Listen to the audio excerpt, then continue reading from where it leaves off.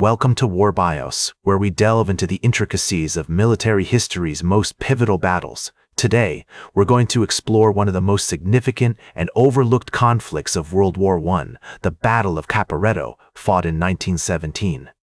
This battle marked a turning point on the Italian front, as the Austro-Hungarian army, bolstered by German reinforcements, launched a surprise attack that would push the Italian army to the brink of collapse. In the early years of World War I, Italy had joined the Allied powers, hoping to gain significant territorial concessions from Austria-Hungary. The Italian army, led by General Luigi Cadorna, had been engaged in a series of grueling and bloody battles along the Isonzo River, which formed the border between Italy and Austria-Hungary. Despite numerous attempts to break through the Austro-Hungarian defenses, the Italian army had made little progress, suffering heavy casualties in the process. The Italian front was a complex and unforgiving environment, with rugged mountains, dense forests, and treacherous terrain that made military operations a daunting task. The Isonzo River, which flowed through the heart of the battlefield, was a significant obstacle, with steep banks and swirling currents that made crossing a perilous endeavor. The Italian army had been trying to break through the Austro-Hungarian defenses for over 2 years, but every attempt had been met with fierce resistance and heavy losses. As 1917 wore on, the Italian army was exhausted and demoralized. The repeated failures along the Isonzo River had taken a significant toll on morale, and the army was in desperate need of a victory to boost its sagging spirits. The soldiers were tired, hungry, and cold, with many living in squalid conditions in trenches and dugouts that offered little protection from the elements or enemy fire. Morale was at an all-time low, and desertions were on the rise. Meanwhile, the Austro-Hungarian army, under the command of General Svetozar Borojevic, had been reinforced by German troops who had arrived on the Italian front in the spring of 1917. The Germans brought with them their expertise in trench warfare and a new tactic: the use of stormtroopers, specially trained units designed to infiltrate enemy lines and create chaos behind them.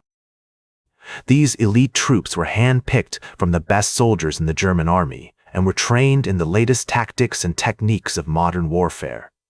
The arrival of the Germans on the Italian front marked a significant shift in the balance of power. The Austro-Hungarians, who had been struggling to hold back the Italian advances, now had a powerful ally that could provide them with the military muscle they needed to launch a counterattack.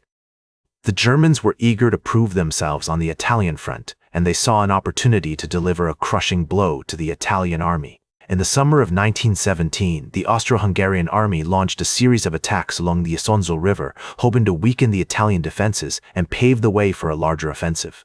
The Italians, however, were able to hold their ground, albeit at great cost in lives and materiel. As the summer drew to a close, it became clear that both sides were exhausted and in need of a respite. But the Austro-Hungarians and Germans had been secretly planning a major attack, one that would catch the Italians off guard and deal them a crushing blow. As the autumn of 1917 approached, the Austro-Hungarian army, bolstered by German reinforcements, launched a surprise attack on the Italian front, aiming to exploit the weaknesses in the Italian defenses and deliver a crushing blow.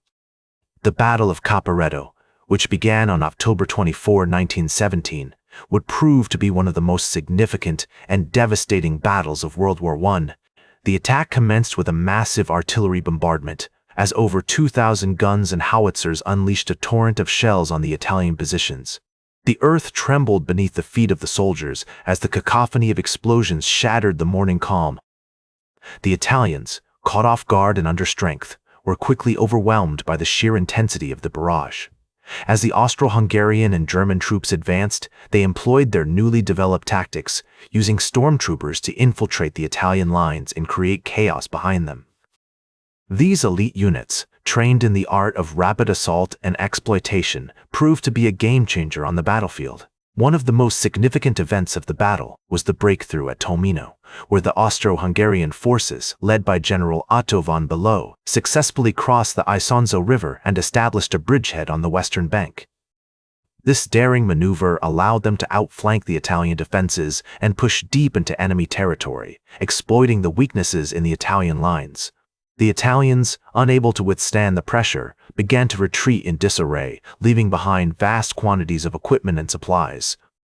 As they fled, the Austro-Hungarian and German forces gave chase, pursuing their adversaries with relentless ferocity. As the battle raged on, the Austro-Hungarian and German forces continued to gain ground, pushing the Italians back towards the Tagliamento River. The Italian army, leaderless and demoralized, was on the brink of collapse. On October 27, 1917, the town of Udine fell to the Austro-Hungarians, marking a significant turning point in the battle. The once mighty Italian army was now in full retreat, its soldiers exhausted, hungry, and desperate. The situation was aptly described by General Luigi Cadorna, the Italian chief of staff, who observed that the enemy has broken through our lines and is advancing rapidly. Our troops are exhausted and demoralized.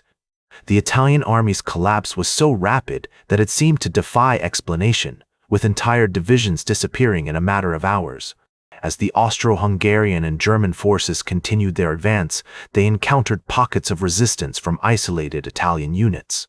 One such unit, the 34th Infantry Division, fought bravely at the town of San Giovanni, holding off repeated attacks by the enemy. Their commander, Colonel Alessandro Trabucci, rallied his men with a stirring speech, exhorting them to defend their homeland against all odds. Despite being vastly outnumbered, the Italians held their ground, inflicting heavy casualties on the Austro-Hungarian and German forces. However, despite their valiant efforts, they were ultimately forced to retreat, leaving behind many of their comrades. The human cost of the battle was staggering, with both sides suffering heavy losses. The Italian army alone lost over 300,000 men, including 265,000 prisoners of war who were marched off into captivity, their faces etched with despair and defeat. The Austro-Hungarian and German forces, on the other hand, suffered relatively light losses, with around 70,000 casualties. As the battle drew to a close, the Italians were forced to regroup and reassess their position, while the Austro-Hungarians and Germans celebrated a major victory. As the Battle of Caporetto drew to a close, the Italian army's retreat continued unabated, with thousands of soldiers pouring across the Tagliamento River in a desperate bid to escape the pursuing Austro-Hungarian and German forces. The town of Udine, once a key stronghold for the Italians, was now firmly under enemy control, its streets filled with the sounds of triumphant gunfire and cheering troops.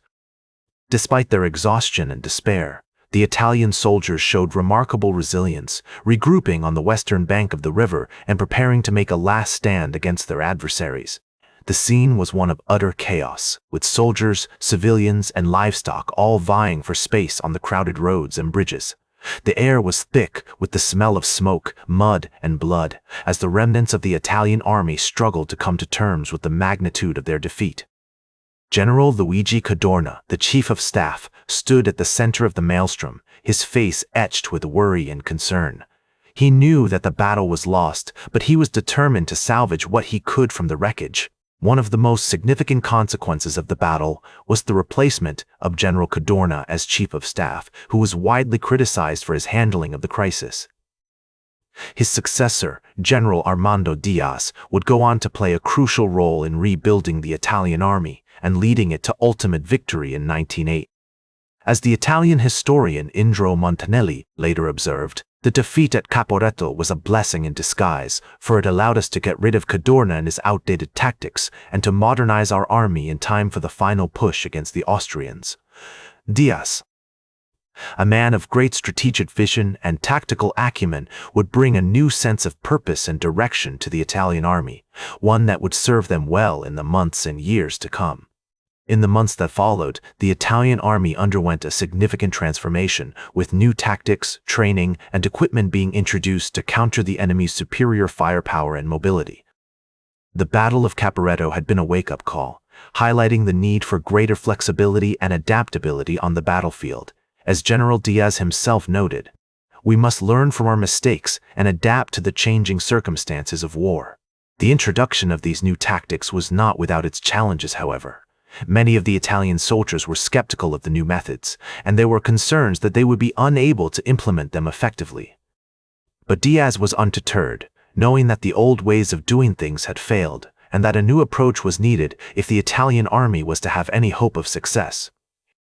He invested heavily in training and education, ensuring that his soldiers were equipped with the skills and knowledge they needed to succeed on the modern battlefield.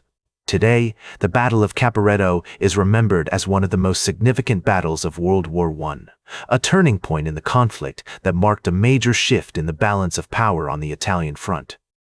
It is commemorated by a museum and memorial in the town of Caporetto, Slovenia, which serves as a poignant reminder of the human cost of war and the importance of preserving peace. That's all for today's War Bios. Remember to like, share, and subscribe. And until next time, I'm General Biography reminding you to keep marching toward victory.